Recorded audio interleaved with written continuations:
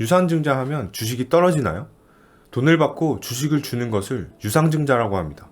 유상증자는 주식시장에서 바로 자금을 조달하는 방식이기 때문에 빚이 증가하지 않고 현금만 증가하게 됩니다.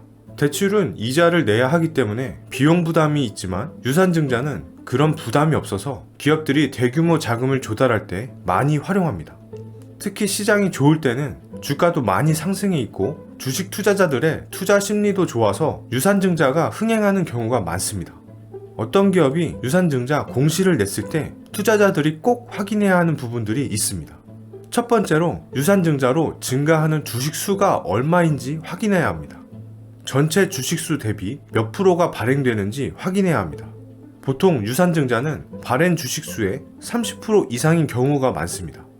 주식이 추가로 발행되기 때문에 주당 가치는 당연히 30% 하락하게 됩니다.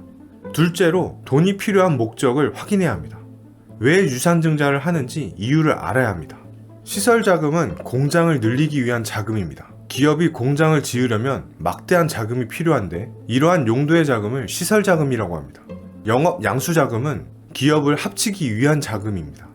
운영 자금은 기업이 사업을 운영하는 데 들어가는 자금이며 채무 상환 자금은 빚을 갚는 데 필요한 자금입니다. 이 중에 시설 자금 같은 경우에는 성장을 위한 목적이 있기 때문에 주식시장에서는 중장기적으로 좋은 소식으로 인식됩니다. 물론 주식수가 많아져서 주가에 좋지는 않지만 기업이 성장하려고 하는 것이기 때문에 하락 후에 빠르게 복원되기도 합니다.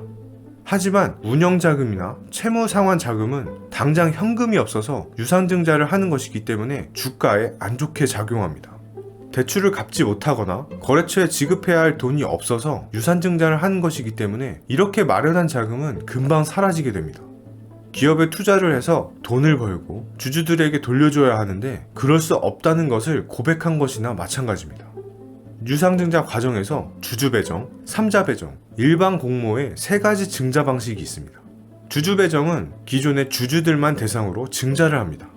주주들만 돈을 주고 증자에 참여할 수 있습니다.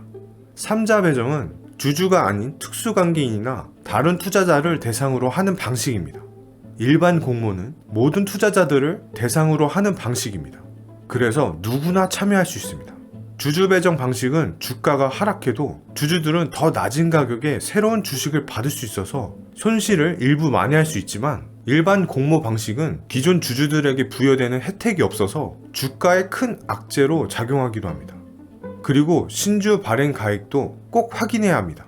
유상증자에 참여하는 투자자들은 주식 가격이 현재 주가보다 보통 30% 이상 할인됩니다. 새로운 주식 가격이 낮아야 참여하는 투자자들이 수익을 낼 수 있고 참여할 수 있기 때문입니다. 새로운 주식 배정 기준일도 꼭 확인하셔야 합니다. 기준이 이틀 전이 실제 주식을 배정받을 수 있는 날짜가 됩니다.